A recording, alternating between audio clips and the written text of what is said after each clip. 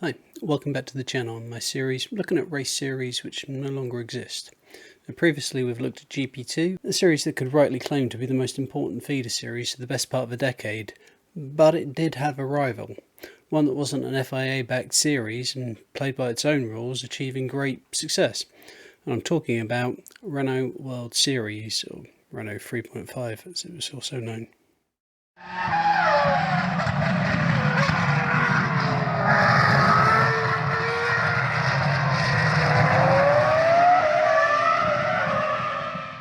Let's start with a bit of history. The series started out in Spain as Open Fortuna by Nissan in 1998. Whilst primarily racing in Spain, it did also visit other countries and attracted a good, albeit primarily Spanish, driver collection from the start. While racing under the Nissan banner between 1998 and 2004, the title would be won by such drivers as Marc Genet, Fernando Alonso, Antonio Garcia, Frank Montagna, ex-F1 driver Ricardo Zonta, and Heikki Kovalainen. Organisation of the series was handled by Jaime Alguersuari Tortajeda,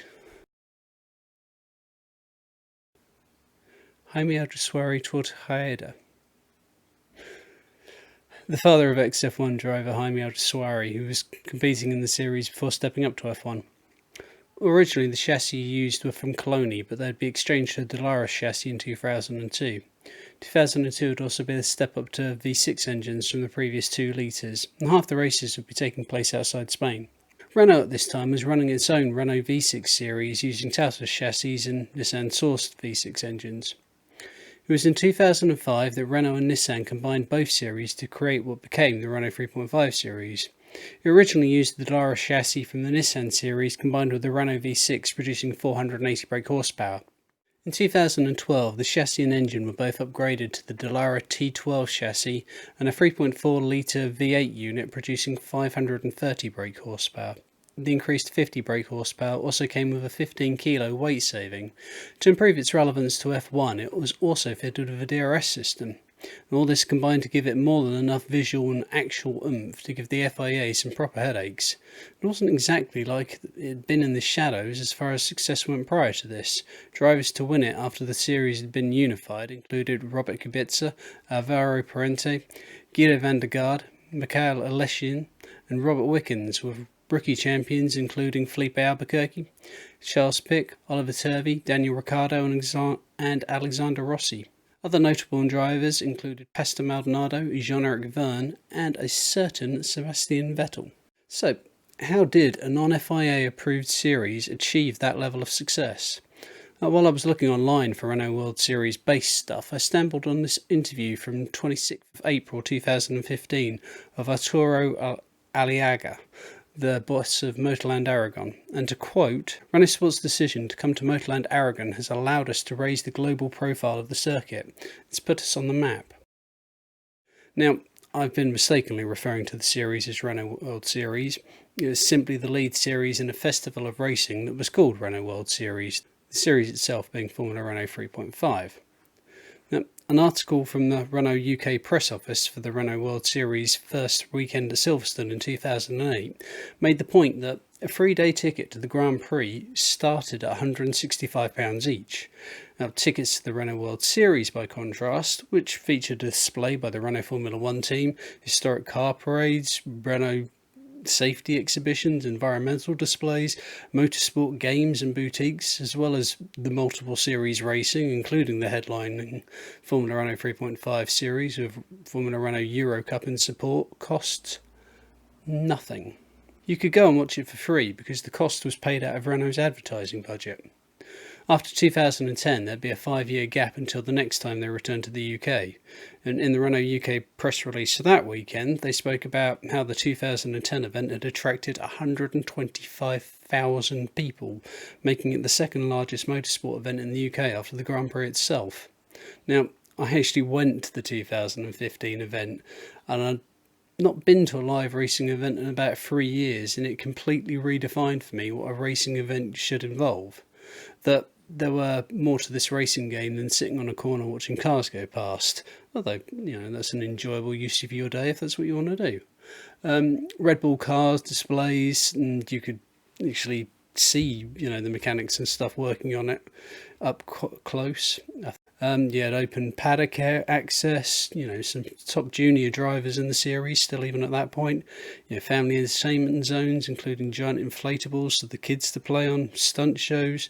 There were even road cars supplied by Renault from their current range that people could test drive, because for them that was the bottom line. It was an advertisement for Renault. And for a while it was very successful. Whereas GP2 and GP3 held their races on the support bill for Formula 1 to try and put their drivers front and centre in front of the Formula 1 teams, Renault World Series events were intentionally ran on different weekends to the F1 circus where possible. This allowed some drivers to split their time between Formula Renault and GP3, GP2 without it compromising either campaign, which meant they could have a stronger grid. And it allowed Formula 1 team reserve drivers to compete in a top series and while still being available for the F1 teams on race days without potentially compromising their racing programs. And it worked a treat. In 2012 alone, the Formula Renault 3.5 grid included names like Kevin Magnussen, Will Stevens, Robert Freins, Sam Bird, Daniel Abt, Gilles Bianchi, Sergio Sirotkin, Nico Muller, Alexander Rossi, Antonio Felix da Costa, Marco Sorensen, Nick Yalali and Arthur Pick. It wasn't shabby in any sense of the word. 31 drivers who competed in the series between 1998 and 2015 would go on to race in Formula 1. Several of them still do. So, with that level of success, what happened? Well, it comes down to one thing. Renault left. Their star-studded grids walked away, so that by the time of the final year, which Pietro Fittipaldi won in 2017, there was only a 12-car grid, and with the numbers dwindling, the company that were running it pulled the plug. So, the question, I suppose, is why did Renault pull out of a venture that had proved so successful to them? Actually, there's multiple reasons, but basically they decided they had no need for it anymore. If the crowd at Silverstone in 2010 had been 125,000, in 2015 when they went back it was more like 15,000. Renault as a company had moved on. Super license points were introduced in 2015, and while 3.5 was still worth a lot with 35 points for a title win, GP2 offered 40. Renault were also distracted by a new form of racing that started in the winter of 2014, namely Formula E. And then in September of 2015 they purchased the Lotus Formula 1 team and rebranded them as the Renault Formula 1 team in 2016. Formula Renault 2.0 Eurocup still exists and offers a prize as part of the Renault Academy for the winner. But it now serves as a support series to various GT categories and only survived the recent upheaval of the junior formulas because Renault had applied to run the Formula Regional European Series and got turned down. It's a tidy rise and fall type of story. It went from national F3 level championship to arguably the Premier Feeder Series that F1 teams wanted their drivers to compete in, and then collapsed to nothing within 2 seasons after the manufacturer backing them pulled out.